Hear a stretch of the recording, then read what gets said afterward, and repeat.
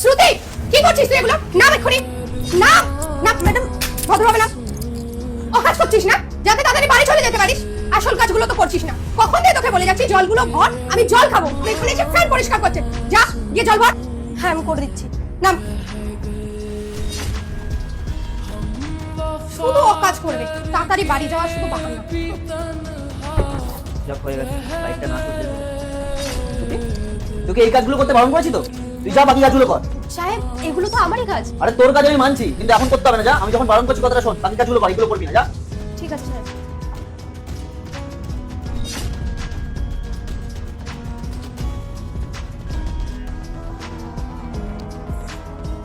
কি রে, তুই আবারও কাজ করছিস?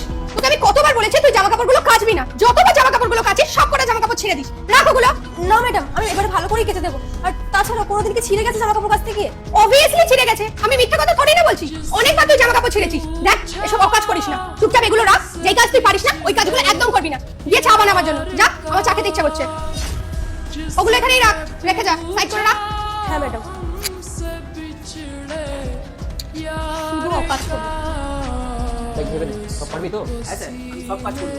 সাহেব, আপনি কি আমায় ডেকে পাঠিয়েছিলেন? আজকে প্রমাণ হয়ে যাবে আপনি কাকে বেশি ভালোবাসেন। মাকে ভালোবেসে থাকলে ভিডিওতে লাইক দিয়ে চ্যানেলটি সাবস্ক্রাইব করে দেন। আর যদি শয়তানকে ভালোবেসে থাকেন, লাইক সাবস্ক্রাইব কিছুই করতে হবে না, আর কমেন্টে লিখে যান আই লাভ ইউ মা বাবা। শোন, এই নে, এই মাসের তোর হিসাব, আর তোকে আজকের পর থেকে কাজ করতে হবে না। কাজ করতে হবে না মানে? কিন্তু সাহেব কেন? আমি কি ভুল করেছি? আমার যদি কোনো ভুল হয়ে থাকে প্লিজ ক্ষমা করে দেবেন, কিন্তু কাজ থেকে ছাড়াবেন না।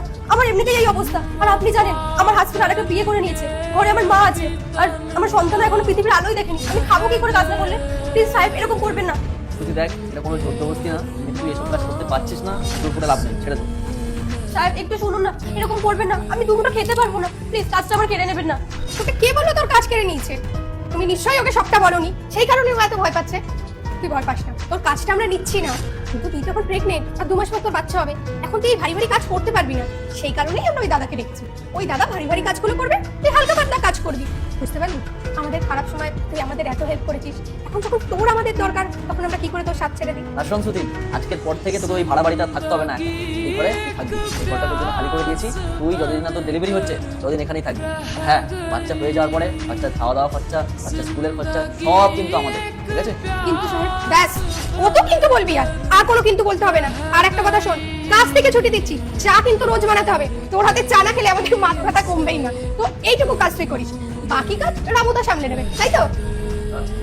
নে, আপনারা আমার ভগবান।